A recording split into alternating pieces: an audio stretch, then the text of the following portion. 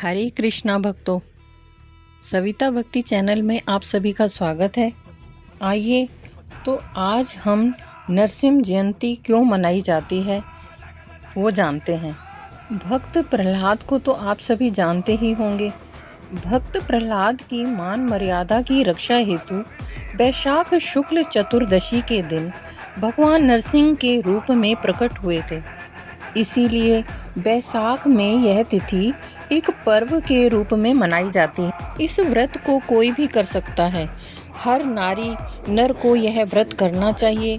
व्रती को दोपहरी में वैदिक मंत्रों का उच्चारण करके स्नान करना चाहिए तथा नरसिंह भगवान की मूर्ति को गंगा जल से स्नान कराकर मंडप में स्थापित करके विधि पूर्वक उनका पूजन करना चाहिए।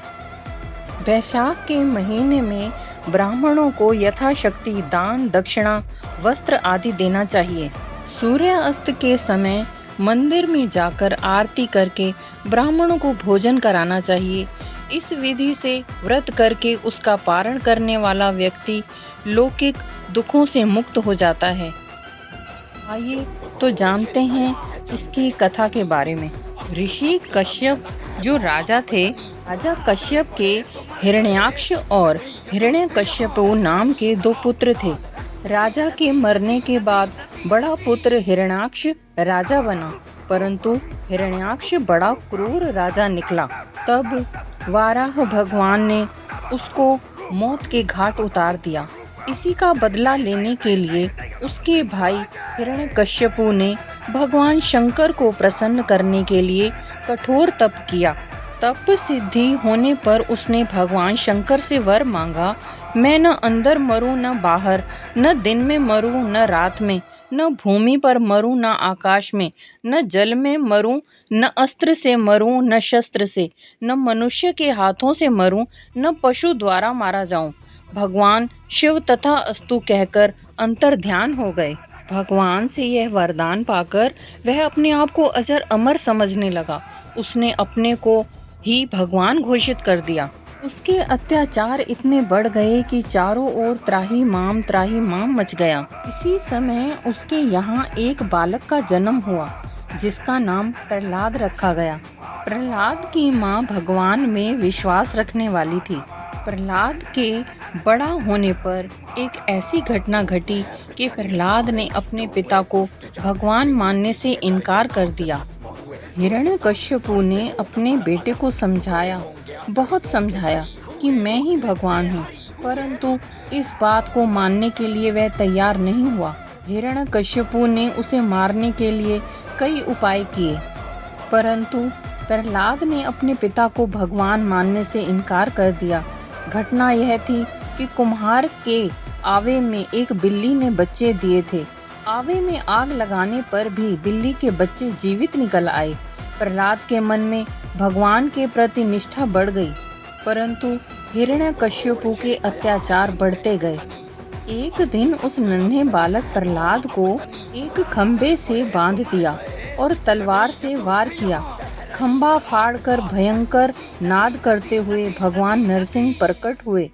भगवान का आधा शरीर मानव का तथा आधा शरीर सिंह का था। उन्होंने हिरण्यकश्यपु को उठाकर अपने घुटनों पर रखा और दहलीज पर ले जाकर गोधूली बेला में अपने नाखूनों से उसका पेट फाड़ डाला। ऐसे विचित्र भगवान का लोग मंगल के लिए स्मरण करके ही इस दिन व्रत करने का महात्मा कहा गया है। मरने से पहले हिरण्यकश्यपु ने यह निश्चित करने के लिए कि उसके समक्ष कौन खड़ा है, सामने उपस्थित नरसिंह देव के रूप को ध्यान से देखा। भगवान का रूप पिघले सोने के समान था। कुद्र आँखों के कारण वे अत्यंत भयानक लग रहे थे। उनकी चमकीली अयाल उनके भयानक मुखमंडल पर फैली हुई थी। उनके दांत मृत्यु सदृश भयानक थे। उनकी तीक्ष्ण जीभ लड़ाई में तलवार के समान इधर उधर चल रही थी। उनके कान खड़े तथा स्थिर थे और उनके नथुने तथा खुला मुख पर्वत की गुफा के जैसा लग रहा था।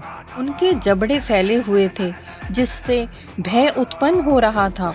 और उनका समूचा शरीर आसमान को छू रहा था। उनकी गर्दन अत्यंत छोटी तथा मोटी थी, उनकी छाती चौड़ी थी तथा कमर पतली थी। उनके शरीर के रोएं चंद्रमा की किरणों के समान श्वेत लग रहे थे। उनकी भुजाएं चारों दिशाओं में असुरों, धूतों तथा नास्तिकों का वध करती हुई ऐसी लग रही थी मानो सैनिक की टुकड़ियां हों और वे शंख, चक्र, गदा, कमल तथा अन्य आयुधों से युक्त थे। भगवान का ऐसा भयानक रूप देखकर हिरण्यकश्यपु वहीं पर ही मर गया था। आइए तो नरसिंह भगवान के मंत्र का जाप करते हैं। उग्रम वीरम महाविष्णुम ज्वलंतम स्वरतो मुखम नरसिंह भीषणम भद्रम मृत्युम नम्याम्यहम्।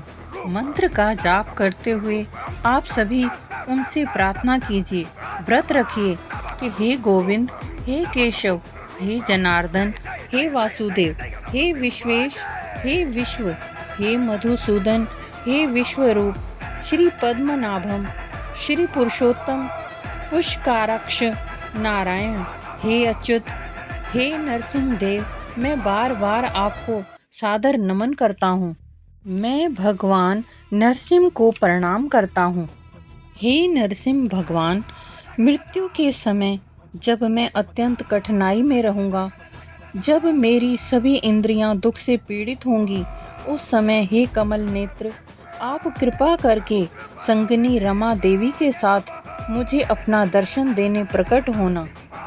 बोलिए श्री नरसिंह भगवान की जय। कथा समाप्त। यदि आपको यह कथा अच्छी लगी तो प्लीज़ चैनल को सब्सक्राइब कीजिए, लाइक कीजिए, शेयर कीजिए। हरे कृष्णा, राधे राधे।